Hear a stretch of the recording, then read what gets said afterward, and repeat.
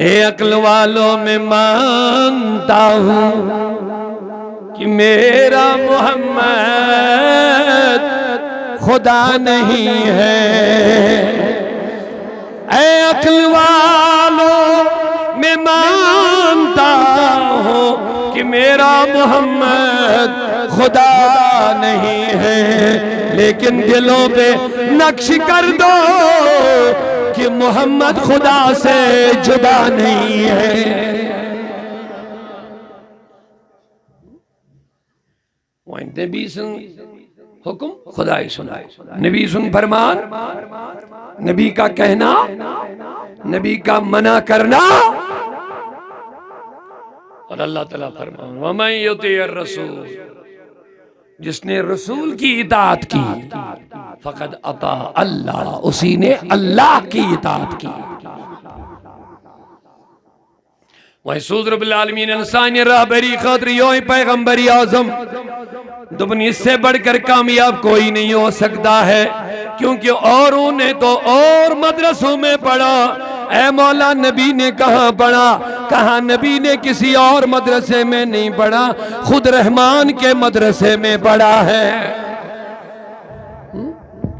और उन्हें तो और उस्तादिज़ा के पास पढ़ा है, लेकिन मेरे नबी सल्लल्लाहु अलैहि वसल्लम को अल्लाह ने खुद पढ़ाया है। अर्रहमान अल्लमल कुरान,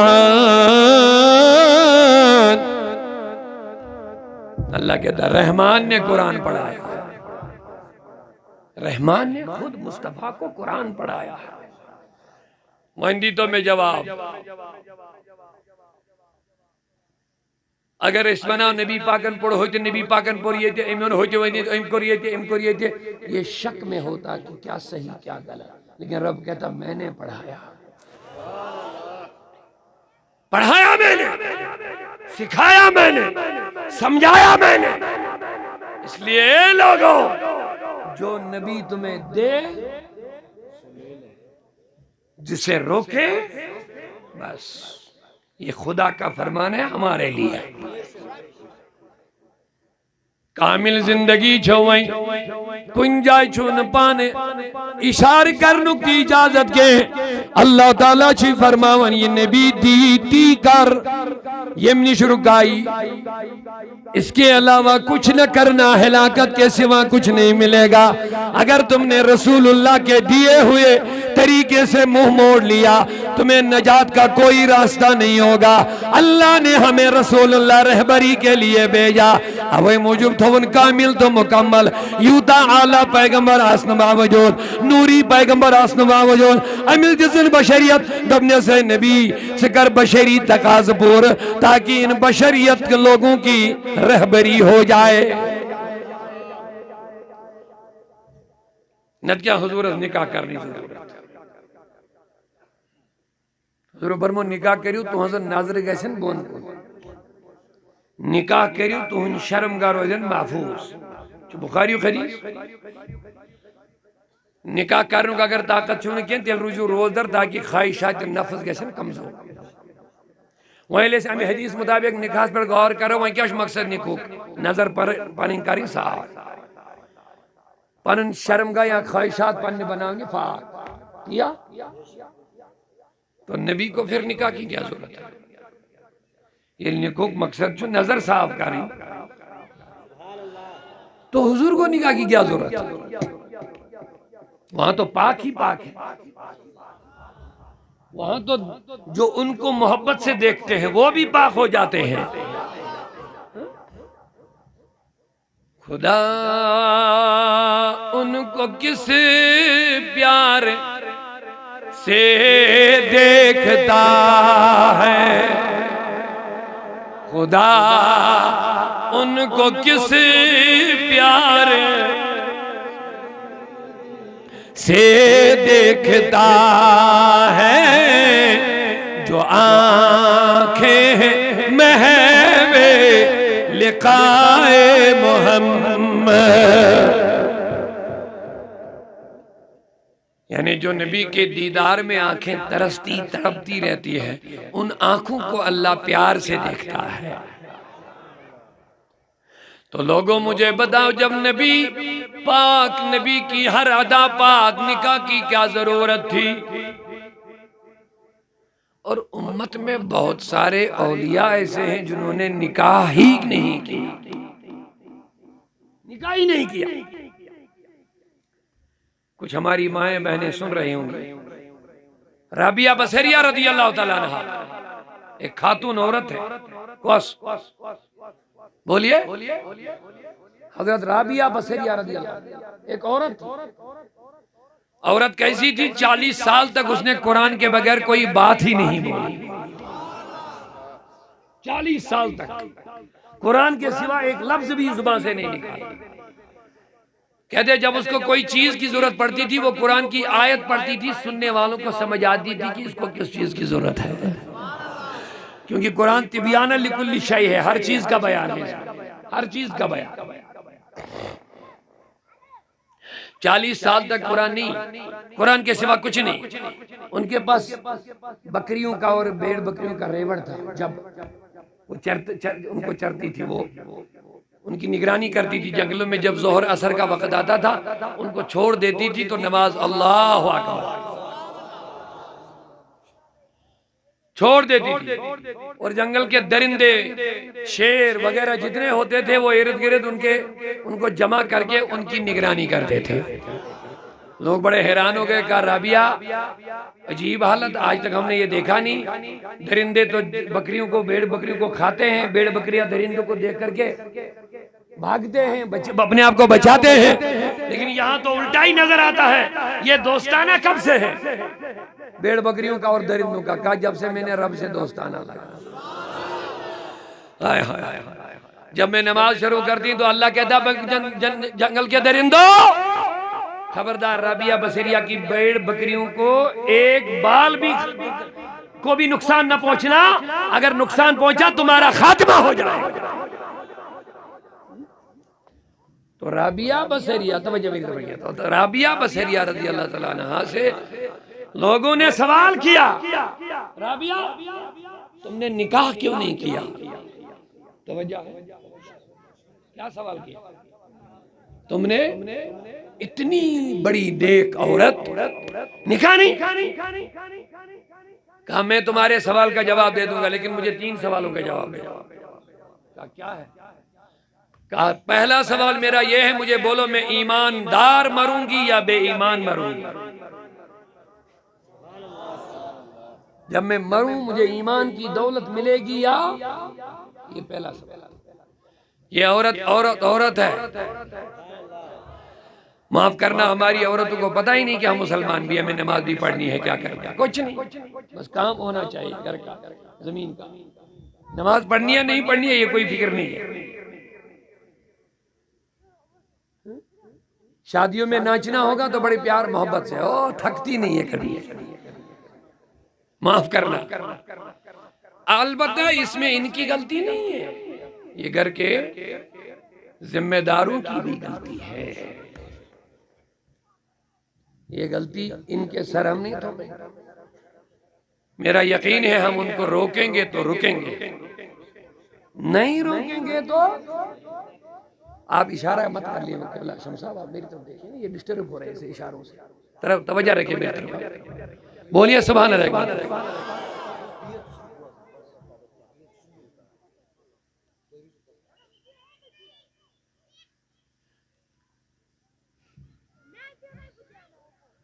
जब आप इनको दुनियावी काम में लगाते हैं, ये मना करते हैं। औरतें, हमारी माएं बहनें बेटियां मना करती हैं, बोलते नहीं। जब हमें जमीन का काम करना होता, जमींदारी, फसल उगाना होता, काटना होता है, हम इन पर जिम्मेदारी डालते हैं, ये करती हैं काम कि नहीं करती? शाबाश। तो कभी बोलते हैं उनको नमाज पढ़ो?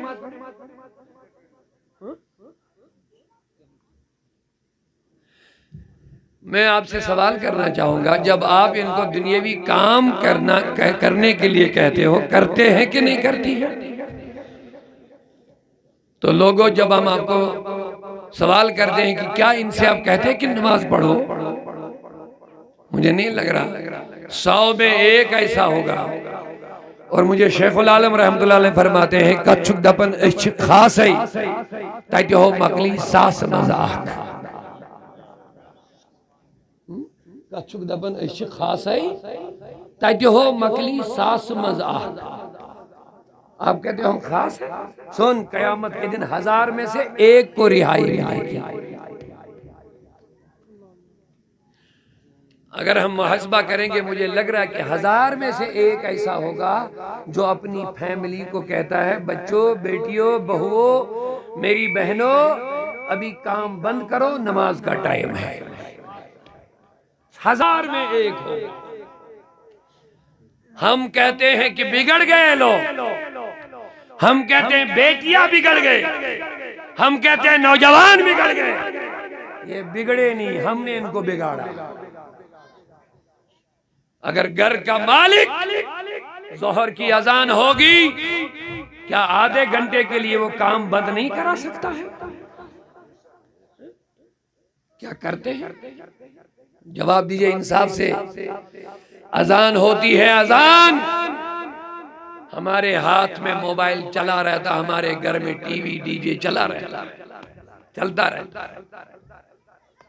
मेरे नबी ने फरमाया जो मोमिन अजान का जवाब न दे, बेईमान मरने का खतरा है। अल्लाह बचाए, अल्लाह बचाए। जो मोमिन अजान का जवाब न दे, ईमान महफूज नहीं रहेगा, क्योंकि उसने रब के बुलावे को कोई अहमियत नहीं दी है। लोगों, हमारे घरों में छोटे छोटे बच्चे होते, अगर बड़े नमाजी बनेंगे, खुदा की कसम छोटे खुद ब खुद नमाजी बनेंगे। लेकिन याद रख लेना, अगर आज आप बच्चों की तरबियत का ख्याल नहीं करोगे, बड़े होके रोना पड़ेगा आपको। हजरत बाबा फरीदुद्दीन गंज शकर रहमतुल्लाह अलैह याद आएगा। अल्लाह करे हमारी माएँ ऐसी माएँ बने। माँ ने कहा बेटे नमाज, 5 साल का। बाबा फरीदुद्दीन कितने साल का? कहा बेटे नमाज, हालांकि अभी नमाज फर्ज नहीं है। 12 साल की उम्र में लड़के को नमाज फर्ज हो जाती है, लेकिन तरबियत 12 साल से नहीं, तरबियत बचपन से करना है।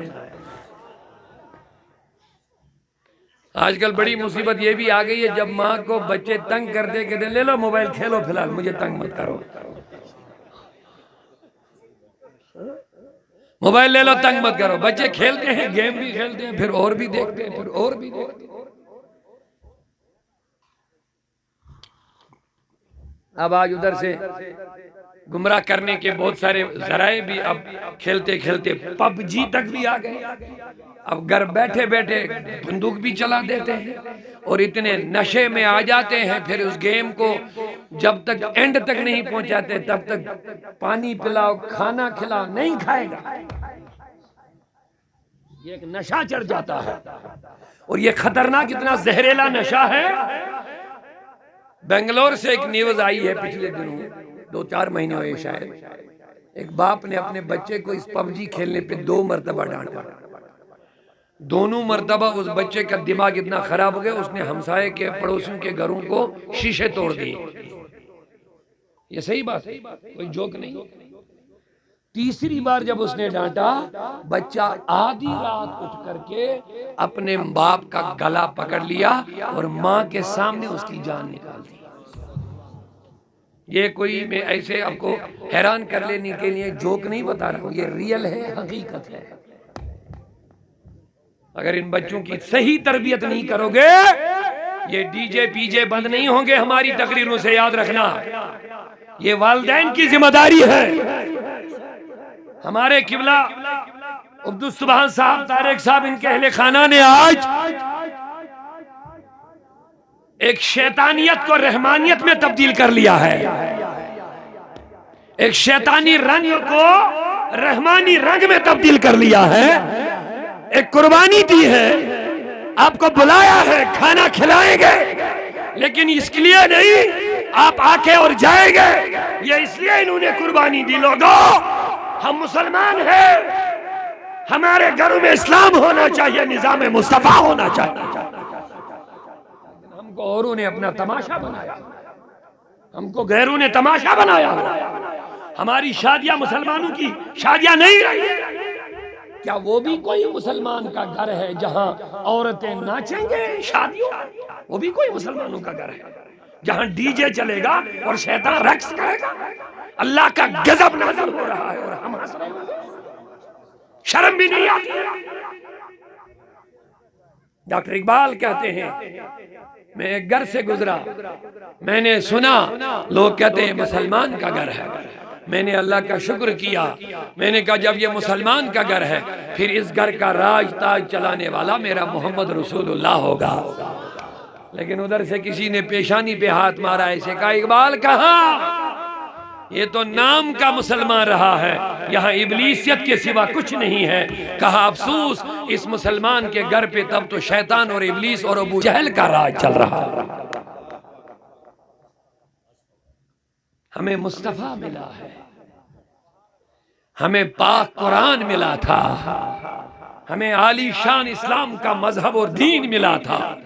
लेकिन कितने कितने बेगाने हो रहे हैं हम इस्लाम से, और हमारे घरों में रक्स चल रहा है, शैतानी नाच चल रहा है, शादियां हमारी इस्लामी रंग के है ही नहीं, और अपने आप को मुसलमान कहते हैं।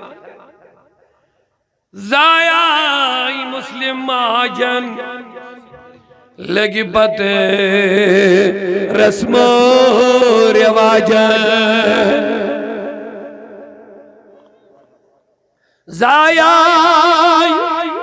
मुस्लिम महाजन मगर लगी पते रस्मो रिवाजन, सुन्नत छसरी मशरा सईवन अच्छा मुसलमान,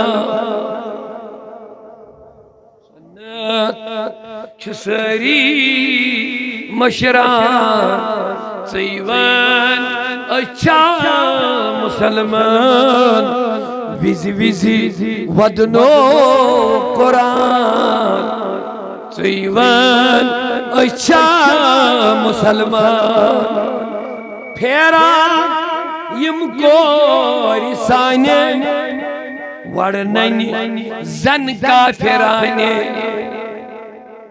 समझ रहे कि नहीं? फेरान यमको रिसाने, यानी हमारी बेटियां घूम रही है कैसे? जन का फेराने, जैसे काफिरों की बेटियां, जैसे मुसलमानों की बेटियां नहीं, ऐसे घूमती है जैसे मुसलमानों की बेटियां। फेरा यमको रिसाने, वर्णन के माने उरियान बेपर्दा, वर्णन जन का फिराने शर्मो हया छुत्सलान सीवान अच्छा मुसलमान, शर्मो हया छुत्सलान सीवान अच्छा। लिहाजा म्याने अजीजो, हमारे बच्चों की ये गलतियां नहीं है, एहतमाम करो, इंतजाम करो। घरों के अंदर अगर निजाम मुस्तफा चलाना चाहते हो, अपने बच्चों को कुरान की तालीम पढ़ाओ। मुबारक हमारे अब्दुल सुभान साहब को, इनके बच्चों को मुझे नहीं लग रहा है कि इससे बड़ी खुशी कोई होगी। शुरुआत में मैंने कह दिया था, मोमिन की बड़ी खुशी मुस्तफा की जियारत है। कब्र में जाएंगे, रसूलुल्लाह का दीदार करेंगे तो किस चेहरे से जाएंगे? डॉक्टर इकबाल ने कह दिया, रोजे महशर की जांगुदाज बहुत फरमाया, गर्म बीनी हिसाबम नागुजीर अज निगाहे मुस्तफा पिन्हा बगी। ए मेरे मौला, क़यामत के दिन जब तू इकबाल का हिसाब लेगा, खुदारा मुझे रसूलुल्लाह के सामने हिसाब न लेना। ये डॉक्टर इकबाल इतने बड़े आशिक शायर कहते, मौला हिसाब लेना तो ले, मैं इनकार नहीं कर सकता हूं, तू मालिक है, मेरा हिसाब लेना तू जिस तरह ले, मैं इनकार नहीं कर सकता हूं, लेकिन आज निगाहे मुस्तफा पिन्हा बगी। लेकिन इकबाल पर एक एहसान करना, मेरे रसूल के सामने मुझे खड़ा न करना। मेरे नौजवानों में तुमसे सवाल करना चाहता हूं, इकबाल नमाजी भी है, हर एक नेकी करता है, कौम का मुस्लिह भी, हकीमुल उम्मत भी। सवाल किया गया है इकबाल तू हकीमुल उम्मत कैसे बना? कहा मैंने 1 लाख या 10 लाख मर्तबा नबी पे दरूद पढ़ा तो मैं हकीमुल उम्मत बन गया। बड़े इलाज किए हैं उम्मत के। लेकिन इकबाल जैसे आशिक कहते हैं मौला मुझे नबी के सामने हिसाब न लेना। जवानों जरा बताओ क्या हमें भी एहसास है हम जब कब्र में जाएंगे नबी के सामने कैसे जाएंगे? कयामत के दिन हम शराबी भी है, कबाबी भी है, बदकारी भी है, बेरा रवि भी है, शादियों में बुरी रस्में भी है, गैरों का रंग भी है और अपने आप को मुसलमान भी कहते हैं, तो कैसे नबी के सामने जाएंगे? मेरे नबी ने फरमाया मन तशब्बह बिकौमिन फहुव मिनहुम, जो इंसान जिस कौम के साथ तशबीह करेगा उसी कौम के साथ कयामत में उठा जाएगा। यहूदी रस्म हम अपनाते हैं, हनूद रस्म हम अपनाते हैं, गैरों के रस्म रिवाज हमने पकड़े हुए हैं और दावा हमारा है हम नबी के गुलाम। अब मेरी माँ अगर बात समझ रहे हो, बाबा फरीदुद्दीन गंज शकर रहमतुल्लाह अलैह 5 साल का मौज क्या चल बेटे नमाज पढ़।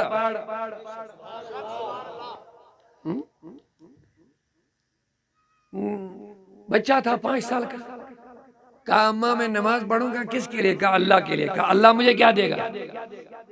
माँ ने कहा अल्लाह तुझे चीनी खंड शक्कर देगा।